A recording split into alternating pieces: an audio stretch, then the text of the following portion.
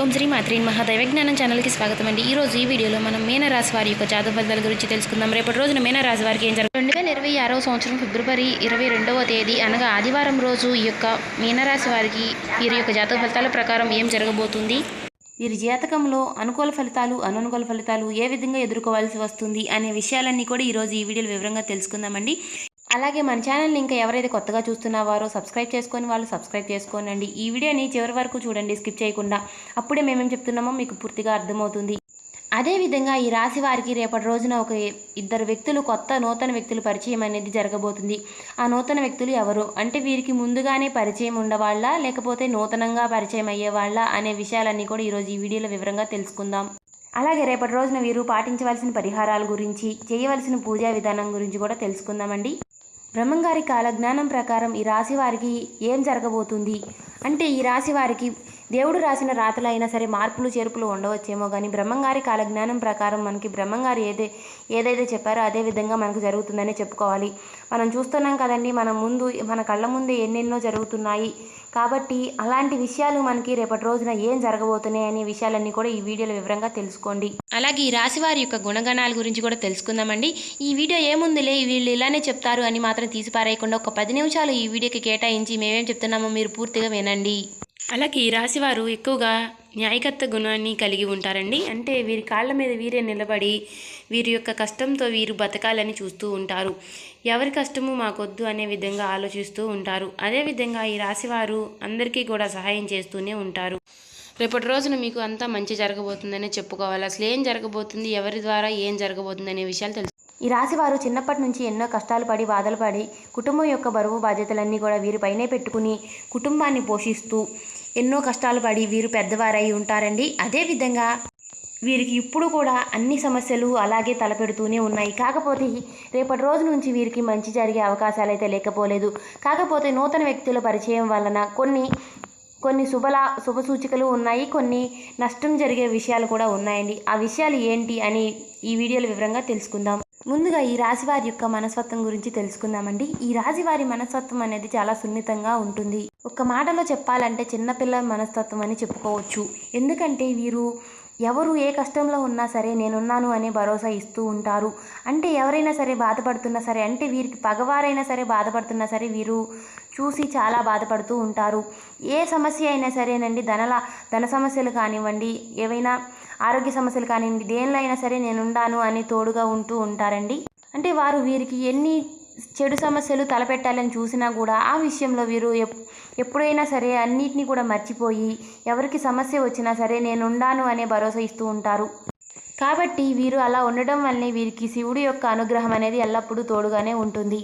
పెద్దలు చెప్పినట్టుగా నలుగురికి మంచి చేస్తే మనకి ఏదో ఒక రోజు మంచి జరుగుతుందన్నట్టుగా ఈ రాశి వారికి ఒకరికి మంచి చేయడం వల్ల ఆ దేవుడి యొక్క అనుగ్రహం అనేది వీరికి ఎప్పుడు కూడా తోడుగానే ఉంటుందని చెప్పుకోవాలి. అదేవిధంగా ఈ రాశి వారికి రేపటి రోజున ఒక మగ ఒక ఆడ ఇద్దరు వ్యక్తుల పరిచయం అనేది జరగబోతుంది. ఆ ఇద్దరు వ్యక్తులు ఎవరు?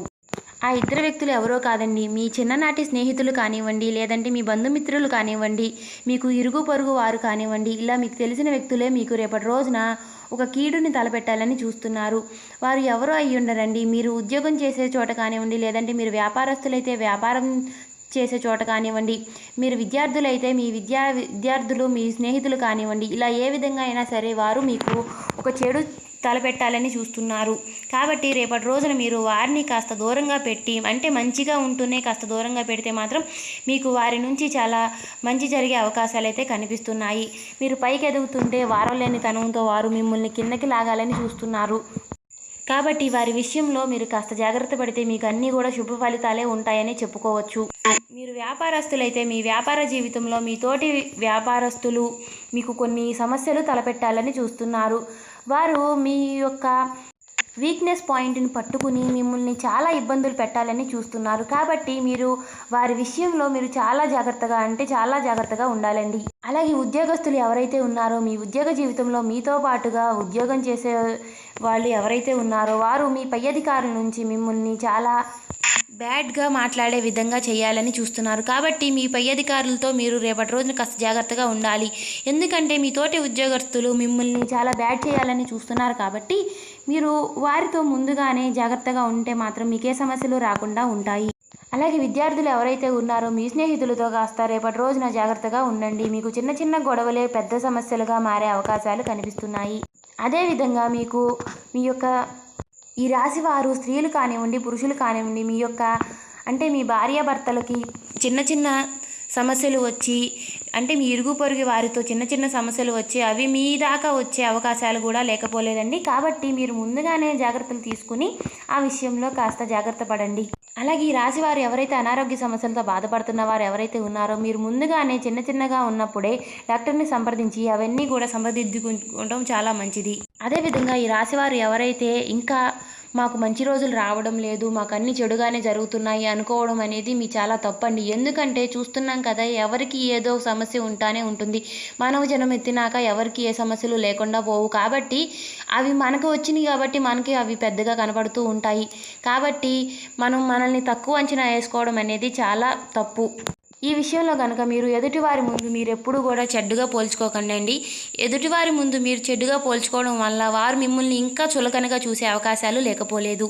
అదేవిధంగా ఈ రాశి వారు ఎంత కష్టపడ్డా సరే, ఎన్ని డబ్బులు చూసినా సరే ఆఖరికి రూపాయి కూడా చిల్లిగవ్వ కూడా చేతిలో మిగలకుండా పోతుంది. ఎందుకంటే మీరు డబ్బు ఎక్కువగా ఖర్చు పెట్టడం వలన లక్ష్మీదేవి యొక్క అనుగ్రహం అనేది కూడా మీకు లేకుండా పోతుంది. ఎందుకంటే వీరు నన్ను ఇంత ఖర్చు పెట్టేస్తున్నారు, నేను వీరికి ఉండి ఏం లాభం అన్నట్టుగా లక్ష్మీదేవి కూడా ఆమెకు కూడా కోపం వచ్చేలాగా మీరు ఆ విధంగా చేస్తున్నారు. కాబట్టి ధనం యొక్క రాక అనేది మీకు తరిగిపోతూ ఉంటుందండి. ఆ విషయంలో మీరు సంధ్యావేళలో నిత్యము కూడా దీపం పెట్టుకోవడం వల్ల లక్ష్మీదేవి యొక్క రాక అనేది మీకు జరుగుతూ ఉంటుంది. మేము చెప్తూనే ఉన్నాం కదా, ఎద్దుపటం ఉన్నటువంటి ఒక ఫోటో ఫ్రేమ్ని మీ గుమ్మం బయట కుడివైపున పెట్టి నిత్యము కూడా సంధ్యావేళలో దీపం పెట్టి పూజ చేసుకోవడం వలన లక్ష్మీదేవి యొక్క రాక అనేది జరుగుతుంది. ఇంట్లో ఉన్నటువంటి దుష్ట శక్తులన్నీ కూడా తొలగిపోతాయి. అప్పుడు పాజిటివిటీ అనేది పెరుగుతుంది. కాబట్టి మీకు ఉన్నటువంటి ఆరోగ్య సమస్యలన్నీ కూడా తొలగిపోతాయండి. ఇంట్లో ఉన్నటువంటి చిన్న చిన్న గొడవలన్నీ కూడా తొలగిపోతాయి. అదేవిధంగా మీ యొక్క పిల్లల యొక్క విద్య, ఉద్యోగం, వివాహం విషయంలో మీరు కొన్ని తలనొప్పులు అయితే చూస్తున్నారు. అవన్నీ కూడా తొలగిపోవాలంటే కూడా నిత్యము కూడా మీరు ఆ శివుని యొక్క అనుగ్రహం అనేది పొందాలి అంటే నిత్యము శివారాధన చేసుకోవడం మాత్రం కంపల్సరీగా చేసుకోనండి, మర్చిపోకండి. ఓం నమ శివాయ అనే మంత్రాన్ని మీకు వీలైనన్నిసార్లు జపిస్తూ ఉండడం వల్ల శివుడి యొక్క అనుగ్రహం అనేది మనకు ఎల్లప్పుడూ తోడుగా ఉంటుంది. సంధ్యావేళలో దీపం పెట్టుకోవడం వల్ల కూడా లక్ష్మీదేవి యొక్క కటాక్షం అనేది మనకు నిత్యము కూడా కలుగుతుంది. ఎవరైతే డబ్బు విషయంలో మేము ఎంత పని చేసినా మాకు రూపాయి మిగలట్లేదు అనుకునేవారు ప్రతి శుక్రవారము కూడా ఉప్పు ద్వీపం పెట్టడం వల్ల మనకి డబ్బు సమస్యలు అనేవి తగ్గుతాయని చెప్పుకోవచ్చండి. డబ్బు లక్ష్మీదేవి యొక్క రాక అనేది జరుగుతుంది.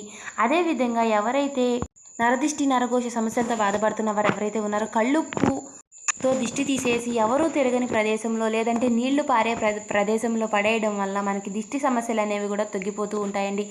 అలాగే ఎవరైతే ఏ పని చేసినా సరే మనకి ఎక్కి రావడం లేదు అనుకునేవారు ప్రతి శనివారము కూడా నవగ్రహాలకి నల్ల నువ్వులు, నల్ల వస్త్రము, బెల్లము సమర్పించి 11 ప్రదక్షిణలు చేసి అలా 7 వారాలు కానీ 11 వారాలు కానీ పాటించినట్లయితే మీకు ఉన్నటువంటి సమస్యలు కూడా తొలగిపోతాయండి. ఏ పని చేసినా కూడా మీకు అదృష్టం అనేది పట్టబోతుంది. కాబట్టి ఈ వీడియో మీకు నచ్చినట్లయితే ఖచ్చితంగా సబ్స్క్రైబ్ చేసుకొని ఓం శ్రీ మాత్రే నమః కామెంట్ చేయడం మాత్రం మర్చిపోకండి.